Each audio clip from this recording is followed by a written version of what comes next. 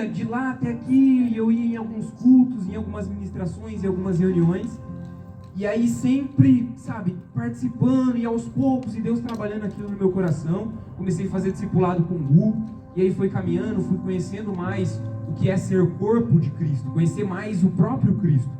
E isso foi, cara, trabalhando muito no meu coração. Hoje eu olho para trás e eu olho assim e cara, eu não seria nada, obviamente, sem Cristo, mas eu também não seria nada sem o corpo de Cristo. Eu acho que isso é muito importante, a gente caminhar com o corpo, a gente caminhar com outra pessoa em busca de crescimento espiritual. Amém? Yes. Você não pode ficar de fora de tudo isso. Gente, bora lá. Gostaria que vocês abrissem em Isaías 64:6. E depois já deixa aí engatilhado também. A gente vai ler Romanos 3, do 10 ao 12, tá? Então, Isaías 64:6 e Romanos 3, 10 ao 12. Enquanto o pessoal vai se organizando, essa é uma palavra que Deus ele vem ministrando bastante no meu coração já tem alguns meses. Eu sou assim, eu pego a Bíblia, a palavra, e eu sou aquele cara que eu gosto de seguir exatamente a sequência. Eu começo lá em Gênesis e eu vou indo e acabo lá em Apocalipse. Eu sou assim, eu sei que tem gente que gosta de ler obrigado, mano. Ler um livro lá do meio e depois vai. Eu gosto de seguir na sequencinha. Mas ano passado, eu peguei para fazer digamos assim, um estudo sistemático de Romanos. É um livro assim que eu lia, só que sabe quando você lê, só que você não... Cara, eu sinto que eu consigo aprofundar mais nesse livro. E aí, Deus me chamou para aprofundar cada vez mais em Romanos, no ano passado, né? Então, eu não só lia, mas eu refletia, eu estudava o contexto, eu via ali o que Paulo estava querendo dizer aos romanos, eu tentava entender o que ele estava querendo transmitir naquela carta. E aí, eu fui começando a entender algumas coisas. E aí, Deus foi falando muitas coisas no meu coração. Em paralelo a isso, estava lendo lá Romanos, imerso, eu comecei a ler um livrinho, até falei, acho que pro pessoal ontem, que chama O Verdadeiro Evangelho. Gente, quem não leu esse livro, recomendo. Um livro muito bom, top, top, top. É aquele livro que confronta você, sabe? Que ele vai mexendo, ele vai te provocando, é muito bom. E aí eu estava lendo esses dois livros, e esses dois livros em paralelo, eles mexeram muito comigo, e é um pouco disso que eu quero falar hoje. Isaías 64:6 vai falar: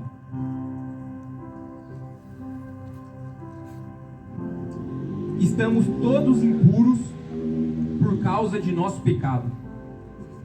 Quando mostramos nossos atos de justiça, não passam de trapos imundos, como as folhas das árvores, murchamos e caímos, e nossos pecados nos levam embora como o vento. Gente, Isaías aqui, ele tá sendo, cara, a gente olha assim, dá até uma, cara, nossa, tipo, estamos todos impuros por causa do nosso pecado, até uma badzinha, né? Ele fala que quando a gente tem os nossos atos de justiça, isso é como se fosse um trapo imundo. Cara, bem profundo isso, né? E é um pouco sobre isso que eu quero falar. Em Romanos 3, 10 ao 12, vai dizer: como afirmam as Escrituras, ninguém é justo, nenhum sequer. Ninguém é sábio, ninguém busca Deus. Todos se desviaram, todos se tornaram inúteis. Ninguém faz o bem, nenhum sequer. Gente, a gente acabou de ler Isaías, acabou de ler Romanos, e assim, não tem ninguém passando a mão na nossa cabeça não. A gente tá falando, a palavra está falando que a gente, cara, que a gente é pecador, que a gente é impuro, que a gente erra. E até mesmo quando a gente tem os nossos atos de justiça, quando a gente faz alguma coisa boa, Isaías vai falar que isso é considerado como se fosse um trapo imundo, algo horrível. Eu quero com essa mensagem falar sobre pecado. Eu quero nesse primeiro momento falar sobre pecado. Eu quero nesse primeiro momento falar um pouco da nossa natureza caída, um pouco da nossa natureza pecadora. Por que eu quero falar isso? Até dando um spoiler.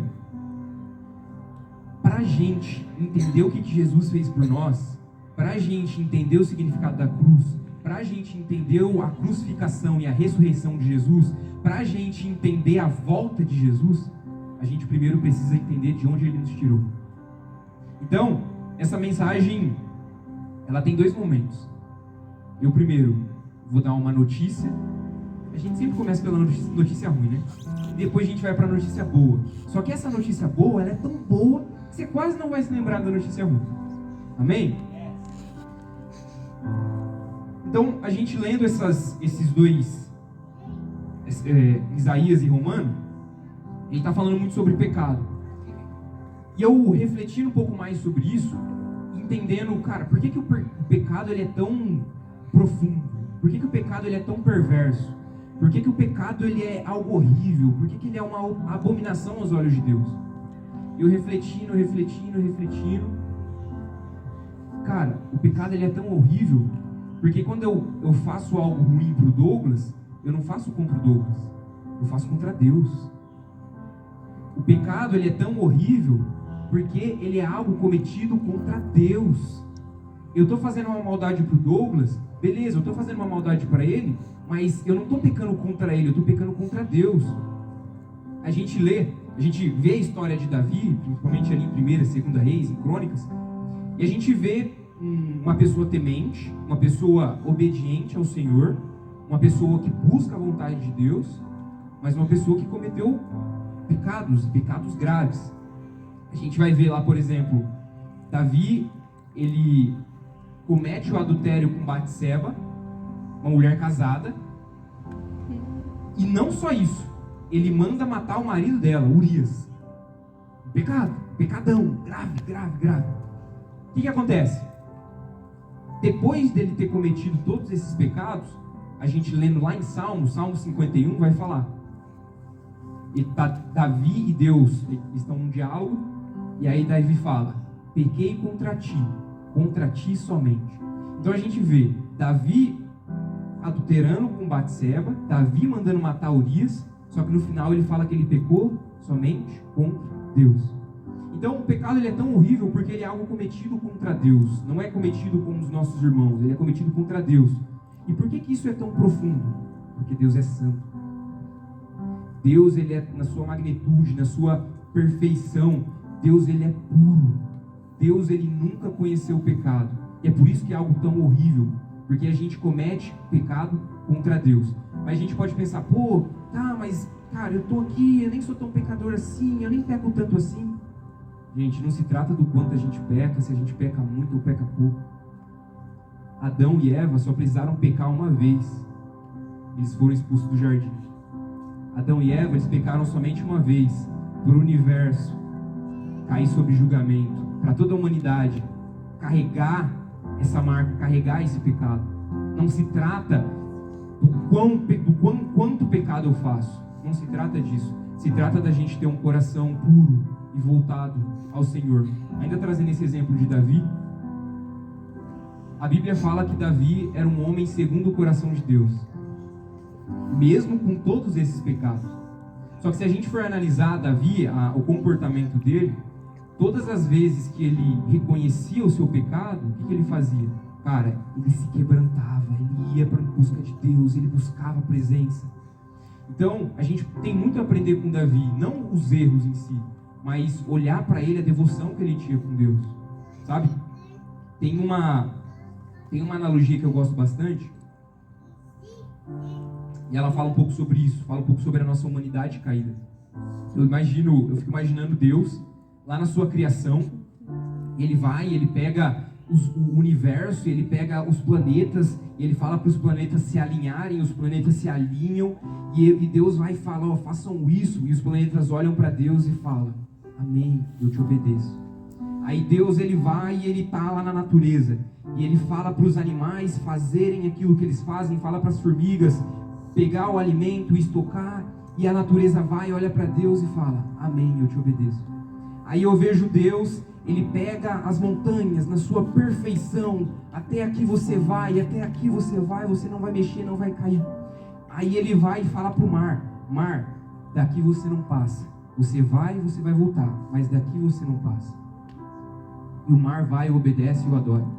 Só que aí, Deus vai e fala para o ser humano, ser humano, eu tenho um plano perfeito para você, eu tenho uma vida em abundância para você, eu tenho esse caminho por aqui, é só você vir, eu estou de braços abertos. Só que o ser humano, na sua natureza caída, ele vai e fala para Deus, não, eu não vou. É por isso que o pecado ele é tão perverso, porque ele é cometido diretamente contra Deus. Certa vez tinha um pregador, ele falando exatamente sobre isso, ele citando esses mesmos versículos, falando sobre Romanos, que ninguém é justo. Em Romanos 3 também fala que todos pecaram, todos estão destituídos da glória de Deus. E o pregador estava falando sobre isso, estava lendo sobre isso.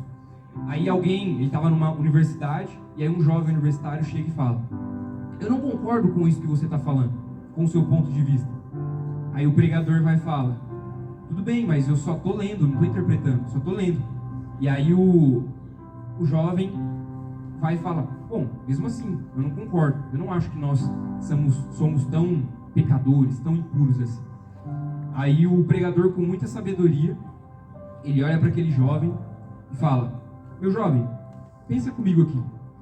Suponhamos que eu pegasse você, desde o seu primeiro dia de vida até hoje, pegasse todos os seus pensamentos, colocasse aqui num telão, num auditório, e rodasse todos os seus pensamentos aqui. Você, jovem, você não teria coragem de ficar aqui. O tanto de vergonha que você tem, as coisas doentias e horríveis que você pensa. Por quê? Porque você tem essa natureza caída, e é do ser humano. E aí ele vai e fala para aquele jovem: eu não falo isso porque eu sou um profeta, eu não falo isso porque eu sou um pregador, uma pessoa importante. Eu falo isso porque eu sou ser humano igual a você. Nós temos essa natureza caída. Lá em Gênesis, após Adão e Eva caírem, Deus ele fala muito disso, que os nossos pensamentos são maus, a nossa natureza ela é má.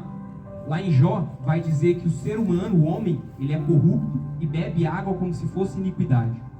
Então a Bíblia ela deixa clara da nossa situação, ela deixa clara a natureza que a gente está. Eu lembro que isso de pensar coisas ruins, de até mesmo fazer coisas ruins, é algo muito, muito difícil para a gente. Eu e a Mandinha, a gente tem algumas práticas. E é bem difícil, para falar a verdade. Às vezes, a gente já fez isso umas 4 ou 5 vezes, de chegar para conversar e falar tudo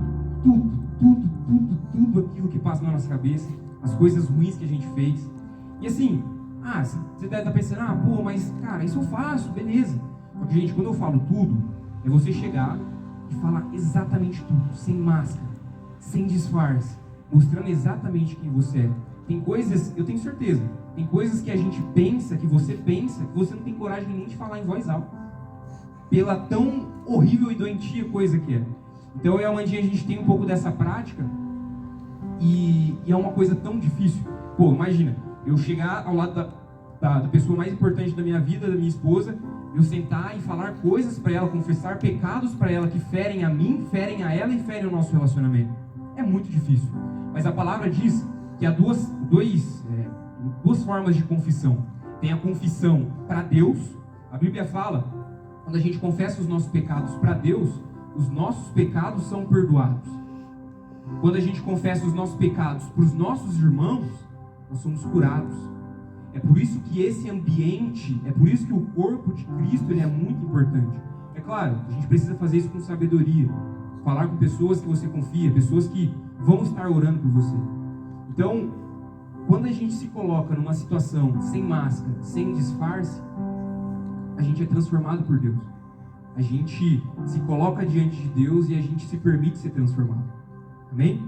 Amém. Essa é para a gente entender um pouco sobre a nossa natureza caída, a nossa natureza pecaminosa. Só que agora eu quero falar sobre a boa notícia. E a gente vai ler lá em Lucas 15. Yes! Yes! Lucas 15. A gente precisa passar por esse ponto para a gente conseguir, como eu falei no começo, cara, a gente precisa entender quem nós somos, para entender de onde que Jesus nos tirou. E essa é a boa notícia. Lucas 15, 11. A parábola do filho pródigo. Essa daqui é uma das parábolas mais conhecidas, né?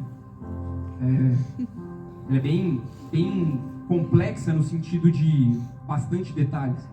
Então Lucas 15 vai dizer: Jesus continuou: um homem tinha 2 filhos. O filho mais jovem disse ao pai: quero a minha parte da herança. E o pai dividiu seus bens entre os filhos. Alguns dias depois, o filho mais jovem arrumou suas coisas e se mudou para uma terra distante, onde desperdiçou tudo que tinha por viver de forma desregrada. Quando seu dinheiro acabou, uma grande fome se espalhou pela terra, e ele começou a passar necessidade. Convenceu um fazendeiro da região a empregá-lo, e esse homem o mandou a seus campos para cuidar dos porcos, embora quisesse saciar a fome com as vagens dadas aos porcos. Ninguém lhe dava coisa alguma. Quando finalmente caiu em si, até os empregados, ele disse, né? Até os empregados de meu pai têm comida de sobra, e eu estou aqui, morrendo de fome. Vou retornar à casa de meu pai e dizer: Pai, pequei contra o céu e contra o Senhor, e não sou mais digno de ser chamado seu filho. Por favor, trate-me como seu empregado. Então, voltou para a casa de seu pai. Quando ele ainda estava longe, seu pai o viu. Cheio de compaixão, correu para o filho, o abraçou e o beijou.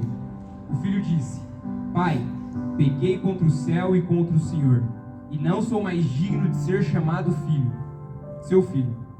O pai, no entanto, disse aos seus servos: Depressa, tragam a melhor roupa de casa e vistam nele. Colocam-lhe um anel no dedo e sandálias nos pés. Matem um novilho gordo, faremos um banquete e celebraremos. Pois esse meu filho estava morto e voltou à vida. Estava perdido e foi achado. E começaram a festejar. Enquanto isso, o filho mais velho trabalhava no campo, na volta para casa. Ouviu música e dança e perguntou a um dos servos o que estava acontecendo. O servo respondeu: Seu irmão voltou, e seu pai matou o novilho gordo, pois ele voltou são e salvo. O irmão mais velho se irou e não quis entrar. O pai saiu e insistiu com o filho, mas ele respondeu: Todos esses anos tenho trabalhado como um escravo para o Senhor, e nunca me recusei a obedecer às suas ordens. E o Senhor nunca me deu nem mesmo um cabrito para eu festejar com os meus amigos. Mas quando esse seu filho volta, depois de desperdiçar seu dinheiro com prostitutas, o Senhor comemora matando o novilho? O pai lhe respondeu: Meu filho, você está sempre comigo, e tudo que eu tenho é seu. Mas tínhamos de comemorar esse dia feliz, pois o teu irmão estava morto e voltou à vida, estava perdido e foi achado. Cara, essa palavra é uma palavra que mexe bastante comigo. A gente pode tirar vários ensinamentos dela, né? Várias coisas. O que eu quero focar aqui, eu quero trazer a escandalosa graça do Pai. É nisso que eu quero dar foco. Eu quero trazer aqui o que essa parábola fala sobre salvação. Eu gosto, sempre quando a gente estuda a palavra, é legal a gente pegar e estudar o contexto e entender o que estava se passando por ali. Jesus, quando ele fala essa parábola, ele estava diante de dois grupos.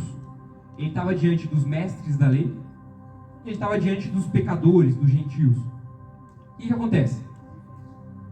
Os mestres da lei, os fariseus, os judeus, eram pessoas que eles conviviam observando a lei, analisando a lei de Moisés. Moisés, ele escreveu os 5 primeiros livros da Bíblia, que é o Pentateuco, né? Gênesis, Êxodo, Levítico, Números e Deuteronômio. Não é nessa ordem, mas é esses 5. E aí, nesses 5 livros da Bíblia, tem 613 leis. Gente, eu não sei tudo isso aí não, eu pesquisei no Google, tá? Tem 613 leis. O que os mestres das leis faziam? Eles ficavam todos os dias analisando essas 613 leis. E o que era pecado para eles? Cara, se eu errar o alvo de alguma dessas 613 leis, eu estou em pecado. Isso era o pecado para os mestres da lei, certo? Então, Jesus está falando com os religiosos e com os pecadores. O que acontece? A gente olha para a parábola e a gente até meio que pode fazer uma analogia ali. O filho mais novo, que foi para uma vida desregrada, gastou todo o seu dinheiro, gastou seu dinheiro com prostituta, foi foi fazer a loucura da vida dele, a gente pode falar que é os pecadores. O filho mais velho, a gente pode dizer que é os mestres da lei, os religiosos, os judeus. O que eu quero dizer com isso? Para os mestres da lei, quem estava em pecado era quem errava alguma das coisas ali das 613 leis. Só que se eu te disser que os dois estavam em pecado, Jesus ele fala isso. Por quê? O que é pecado? O pecado é quando a gente coloca qualquer outra coisa acima de Deus. Pecado é quando a gente coloca qualquer outra coisa acima de Deus. A Bíblia fala para a gente amar Deus acima de todas as coisas. E quando nós não fazemos isso, nós pecamos, nós erramos ao alvo. Nós fazemos coisas que não agradam ao Pai. E quando nós estamos debaixo da vontade de Deus, a gente se alegra com o que o Senhor se alegra. Quando a gente não está debaixo da vontade de Deus, a gente não se alegra com o que o Senhor se alegra. Então, se a gente for olhar, cara, os dois estavam em pecado, pelo mesmo motivo. Tanto o filho mais novo, quanto o filho mais velho. O filho mais novo estava em pecado, porque ele amou mais as coisas do mundo do que o próprio pai. O filho mais velho, ele estava em pecado, porque ele também amou as outras coisas acima do pai. A Bíblia fala que eu fiquei todo esse tempo com você e você não me deu um novilho gordo. Então o que o filho mais velho estava querendo? Ele estava querendo um novilho gordo. Só que quando ele pega o novilho gordo e dá para o filho mais novo, o que acontece? Cara, eu estou aqui de birrinha, vou ficar na minha. Então a gente consegue observar essa birra, essa coisa dos dois lados. Os dois estavam em pecado porque os dois não estavam numa conexão profunda com Deus. Não estavam amando Deus acima de todas as coisas. É isso que a gente entende quando a gente olha para essa parábola. Só que deixa eu te dizer uma coisa. Quando a gente olha um pouco mais para frente, a gente vê o filho mais novo, ele caindo em si. E quando ele cai em si, a palavra fala: e eu vou ficar aqui? Vou nada. Eu vou lá para a casa do meu pai, porque lá tem pão, tem comida, tem aconchego, tem tudo para mim. Ele não volta para casa por conta do pai. Ele volta para casa para ele ter comida. Só que o que acontece? Na hora que ele chega lá e o pai começa a avistá-lo, a Bíblia fala que quando o pai o viu, ele sai correndo para abraçá-lo. Gente, isso para os mestres da lei da época era um insulto. Como que pode o patriarca da família, todo lá, engomado, e eles usavam aquela roupa, era difícil de correr, não conseguia, eles tinham que dobrar. Então, o patriarca da família precisava estar fazendo algo muito algo muito profundo, muito difícil, para conseguir encontrar o seu filho mais novo. E aí, ele se humilha, ele faz tudo isso para encontro do filho mais novo. Ele faz tudo isso para buscar a ovelha perdida. O que acontece? A Bíblia fala que quando o pai ele vai e ele encontra com o filho, ele se abraça. E aí o filho mais velho fica irado com isso. Gente, o que a gente consegue aprender dessa parábola? É a escandalosa graça do pai, cara. É o filho perdido, fazendo um monte de coisa errada. Só que quando ele volta para casa, o pai está lá de braços abertos. Ainda que o filho mais novo, ele volta para casa pelo motivo errado. O filho mais novo volta para casa buscando o pão, não buscando a presença do pai. Às vezes, em cada um, às vezes você está aqui buscando outras coisas a não ser o pai. Só que deixa eu te dizer um negócio. O pai está de braços abertos aqui, independente da sua motivação. O pai, ele está de braços abertos, independente do que você veio buscar. Ainda que você não tenha vindo para buscá-lo, ele está de braços abertos e ele vai te encontrar. E quando a gente olha para essa parábola, é escandalosa a graça de um pai, porque é algo completamente irracional ali para os mestres da lei da época. Não fazia sentido. Como é que o filho mais velho está em pecado, sendo que ele observa as 613 leis? Só que não se trata de obedecer apenas, se trata de amar o pai acima de todas as coisas. Quantas vezes, gente, a gente está obedecendo a Deus, fazendo várias coisas, só que a gente não está no relacionamento profundo com Deus? Quantas vezes a gente pode estar vindo para a igreja, a gente pode estar vindo orar, jejuar, pode estar vindo no evangelismo, só que se a gente não ama Deus acima de todas as coisas, o que a gente está fazendo? A gente está em desconexão com o Pai. Então a parábola do filho pródigo, ela fala muito disso, ela fala sobre a escandalosa graça de um pai. E aí eu fico imaginando comigo no dia seguinte, após a festa, após ter tudo aquilo, eu fico imaginando o filho mais novo. ele acordando, ele dentro de casa, ele acorda, ele olha para aquela cama cheirosinha, cheiro de lavanda, aquele cobertor, ele olha assim e, cara, não mereço nada disso. Ele vai pro banheiro, vai escovar o dente, joga uma água na cara, ele olha para tudo aquilo e pensa, cara, eu não mereço nada disso. Aí ele vai para a sala de estar. Lá na sala, uma mesa com café da manhã, igual aqueles de hotel, lindo, lindo, lindo, lindo. Ele começa a comer, ele começa a pensar, cara, não mereço nada disso. Aí vem o pai, e aí ele olha pro pai, e o pai olha para ele, e o pai pergunta, como é que você tá, filhão? Tudo bem? Dormiu bem? Tá precisando de alguma coisa? E ele pensa consigo, cara, olha o pai que eu tenho, eu não mereço nada disso. Aí o pai pede um favor para ele. O pai olha pro filho e fala, filhão, depois que você terminar de comer, você pode guardar aqui e lavar a louça? E ele pergunta consigo, cara, olha onde que ele refletiu, olha onde que eu estava, olha de onde que eu vim, olha de onde que Deus me tirou. Como é que eu posso negar alguma coisa para esse pai tão bondoso? Como é que eu poderia dizer não para ele? Percebe que as coisas se invertem? Eu amo a Deus, logo eu obedeço. Não é o contrário, eu obedeço. A gente precisa entender e sair um pouco dessa mentalidade de cultura de desempenho. Cara, eu faço as coisas para Deus não para querer ser mais amado, mas eu faço as coisas para Deus por gratidão, por aquilo que Ele já me fez. A Bíblia fala que a gente só é capaz de amar porque Deus antes nos amou primeiro. Gente, não se trata da gente, não se trata da nossa força. A Bíblia é clara, ela falando do nosso pecado, ela falando da nossa iniquidade, ela mostra o quão pecadores, o quão caídos nós somos.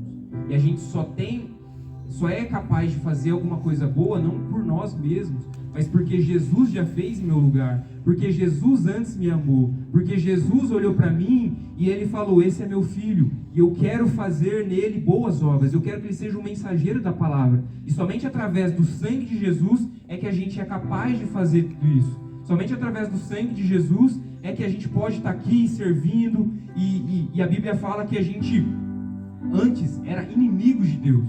A gente só consegue ter um relacionamento direto com Deus porque Jesus ele pagou o preço pela gente lá na cruz. Olha só o que vai dizer lá em Romanos 3, 23. E ele fala exatamente sobre isso. E é algo muito profundo. Ele vai falar assim: pois todos pecaram e não alcançam o padrão da glória de Deus. Mas Ele, em sua graça, nos declara justos por meio de Cristo Jesus, que nos resgatou do castigo por nossos pecados. Gente, todos pecaram. Todos pecaram. Todos estão destituídos da glória de Deus.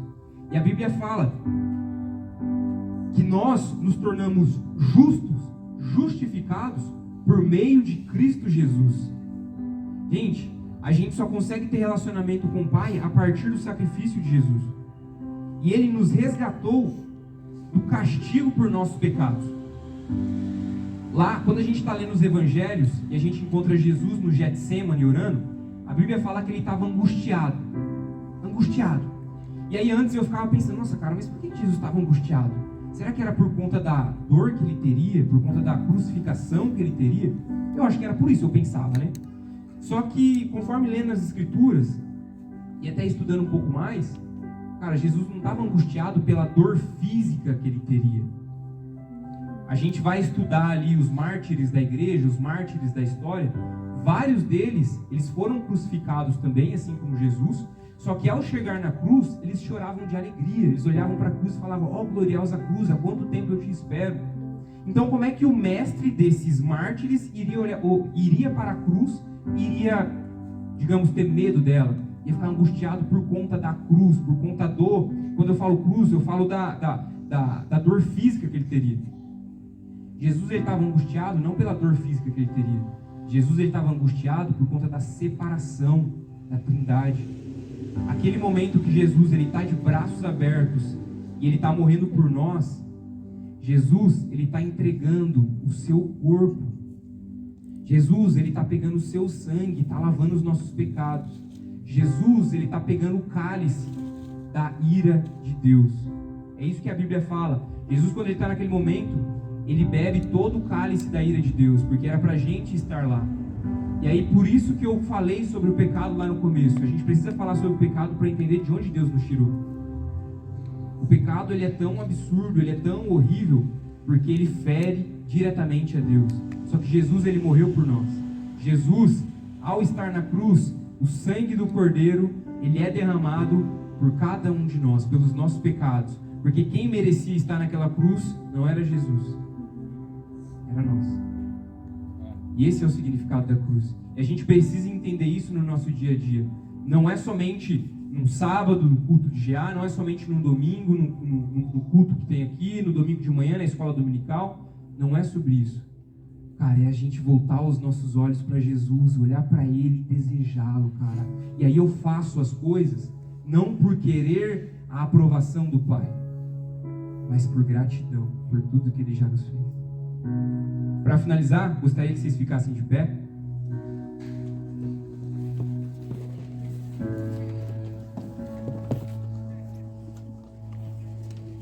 Para finalizar, tem uma história que ela fala bastante sobre isso. Certa vez, um repórter, ele reúne representantes de 3 religiões diferentes. Ele pega o islâmico, ele pega o judeu e ele pega o cristão. E aí ele chega lá no islâmico e pergunta: bom, quando você morrer, para onde você vai? E aí o islâmico responde: bom, eu vou para o céu. E aí o repórter, curioso, ele pergunta: por quê? E o islâmico responde: bom, eu tenho ido à sinagoga, ao templo todos os dias, eu tenho orado, eu tenho buscado a Deus, eu tenho dado esmola aos pobres, eu decorei todo o Alcorão, por isso eu devo ir para o céu. E aí o repórter: interessante, entendi. Aí ele vai lá para falar com o judeu.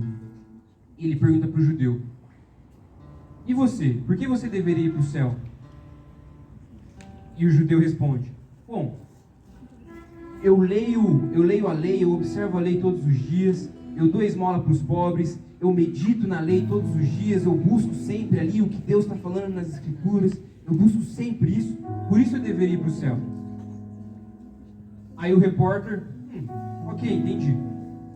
E aí o repórter, ele vai e pergunta para o cristão, para o verdadeiro cristão: e você? Quando você morrer, para onde vai? O cristão responde: eu vou para o céu, vou para o paraíso. Aí o repórter pergunta: por que você vai para lá? Aí o cristão responde: bom, eu nasci em pecado, minha mãe me concebeu em pecado, minha natureza é pecaminosa, eu sou injusto, eu não tenho valor nenhum. Na hora que ele fala isso, o repórter interrompe: pera, como assim? Os outros, eu entendo por que eles vão para o céu, porque eles fizeram coisas e Deus o recompensou. Eles fizeram várias coisas e Deus agora, na sua boa vontade, vai recompensá-los pelos seus bons atos. E aí o cristão olha, dá uma respirada, sorri e fala: eu vou para o céu, eu vou para o paraíso pelo mérito e pelo valor do outro, meu Senhor Jesus Cristo. Sabe, irmãos, a gente não tem mérito nenhum. A Bíblia é clara sobre isso. Tudo que há de bom em nós não é nós, é Jesus Cristo por meio de nós, é Jesus Cristo através de nós. E por isso que eu precisei falar um pouco mais sobre a nossa natureza, sobre a nossa condição de pecador, para a gente conseguir entender de onde Jesus nos tirou. Quando Jesus estava naquela cruz, era algo completamente lógico, porque Jesus era puro, ele era santo, e ele morreu por pessoas, igual fala em Isaías, impuras, pessoas que até nos seus atos de justiça têm os seus traços imundos. Esse é o Jesus. Esse é o Pai apresentado na parábola, que não, a olhos humanos não faz sentido nenhum. O pai ter olhado para o filho e o filho correr e ele ir junto e abraçar o pai não faz sentido nenhum. Só que isso que é a graça de Deus. Graça é favor imerecido. Nós não merecemos nada de bom. Mas pela misericórdia do Senhor, nós nos tornamos justificados. Pela misericórdia de Jesus Cristo na cruz, nós podemos nos tornar justificados. Antigamente, no Velho Testamento, precisava, para que o povo tivesse os seus pecados perdoados, o sacerdote ele precisava trazer um animal, fazer a propiciação, que é o sacrifício do animal, pelos pecados do povo. A partir de Jesus ele é o sacrifício perfeito. Através de Jesus a gente tem acesso direto ao Pai. Através de Jesus nós podemos nos conectar direto com o Pai.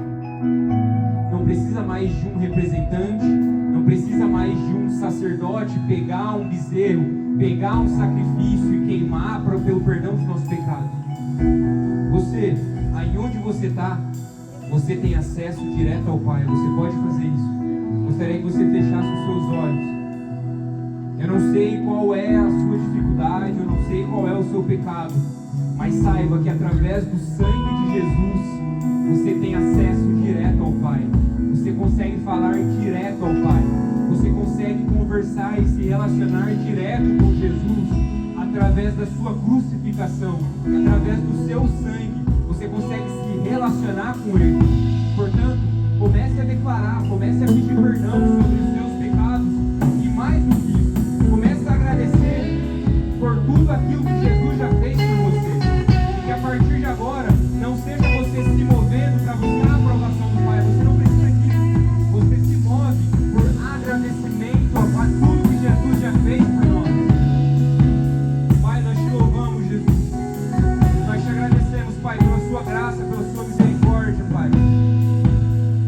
Obrigado por tudo que o Senhor fez pela gente. Obrigado, Senhor, porque através do seu sangue, através da sua morte e ressurreição, nós podemos agora ter acesso direto ao Pai. Nós podemos ter relacionamento direto ao Pai. Senhor, a tua palavra nos diz que nós não somos justos. A sua palavra nos diz que nós somos pecadores e que a nossa natureza é pecaminosa, que os nossos pensamentos são maus. Senhor, mas eu creio, Pai, que não através de mim, não pelas forças dos meus braços, não pela minha própria capacidade, mas através do Senhor Jesus Cristo, eu me torno justo, porque eu creio e eu confesso no Senhor, e eu me torno justificado. Justo o pecador que crê em Jesus.